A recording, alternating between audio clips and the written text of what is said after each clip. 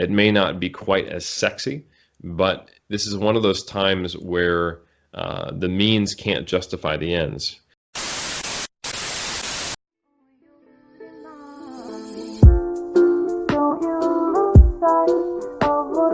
Next question is a transformation video an enough credential to be a personal trainer? Like the typical personal trainer you see on Instagram. I would say the short answer is no. The long answer is you really need to think about what you're marketing. So as a personal trainer in the social media age, and based on what people want and are conditioned to want, I understand the appeal of a transformation video. It visually shows that you can either a transformation video of yourself or a client. It shows that you know how to walk the walk or help that person. However, it emphasizes results, it emphasizes speed, and it says that this is the example of what everyone should expect.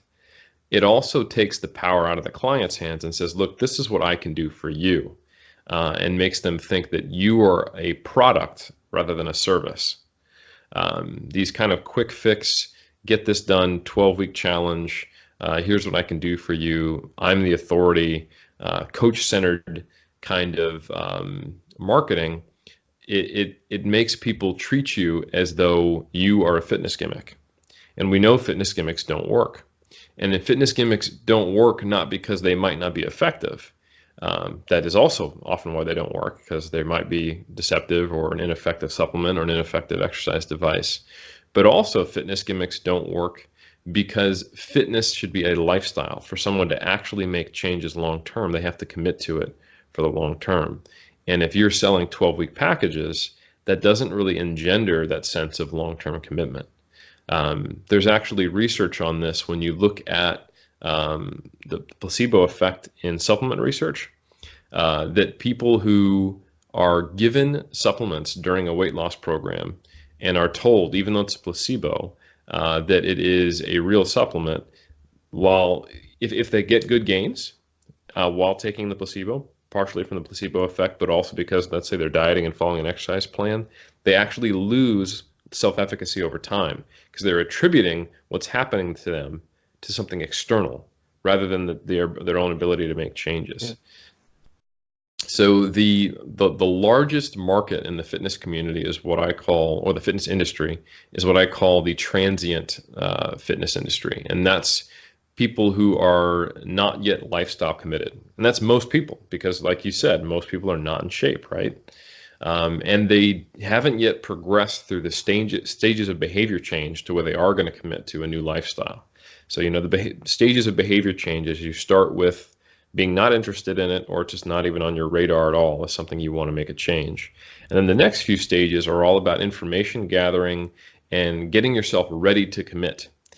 So that means this is when you're starting to Google and you're starting to look at things. And if you get exposed to these ads that tell you, hey, you don't need to commit, you can get this fixed quickly without actually committing, that short circuits that process and it prevents you from actually going all the way. And in my years when I was working as a personal trainer, there was a lot of times when people would come in not quite in that action stage, and they want to pay me to be the action stage for them. Now, sometimes through motivational interviewing, you can get them to flip over and be ready to commit and make a huge lifestyle change, because that's what it's going to take. I don't want to take their money if it's not going to be successful. But other times I couldn't.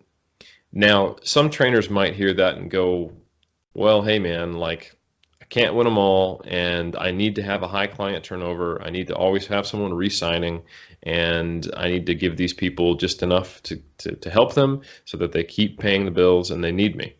And that's a fear-based decision. That's kind of like, again, treating yourself like a product, not a service. That's you thinking that you're just a dime a dozen trainer and you have nothing to offer. However, if you view it as my goal is to create lifestyle changes in these people so they no longer need me, so they go out there and become a positive referral and they bring more people back, you're much more likely to get more business.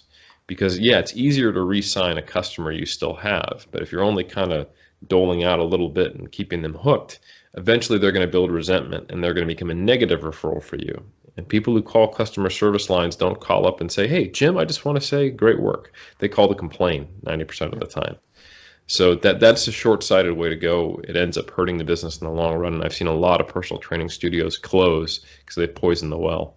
So I think it's really important to emphasize the experience, have a client-centered focus, and to show a broad range of clients reaching a broad range of goals. It may not be quite as sexy, but this is one of those times where the means can't justify the ends, because the means actually change the ends. The types of clients who will walk through the door, the expectations they'll have are going to be things that are going to make your job harder. Yeah, really interesting. I've never thought about it as like this. Offer a service, not a product. And Absolutely.